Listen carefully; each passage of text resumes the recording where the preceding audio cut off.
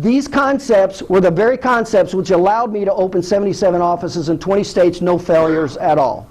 This is the concept right here I'm going to share with you. It's a business principle. They are not chiropractic principles, but they apply to every business. I just applied it to chiropractic. It's called the S-curve of business. Who has heard of the S-curve of business?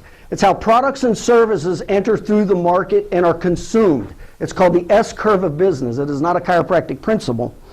And essentially what happens, and since we don't have our PowerPoint presentation, we're just going to have to go with what we've got. But essentially what happens is when you look at the S-curve of business, every product or service enters into the market for us. This is the number of people that are utilizing, and this represents time. Okay, this is time and the number.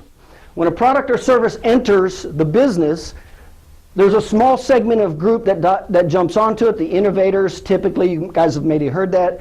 If it's picked up by another group of people called the early adapters, they'll pick it up, and then the early adapters are the ones that bring it into the masses, into the late adapters, the early majority, late majority, and then the masses of people actually consume or utilize that product or service. Okay?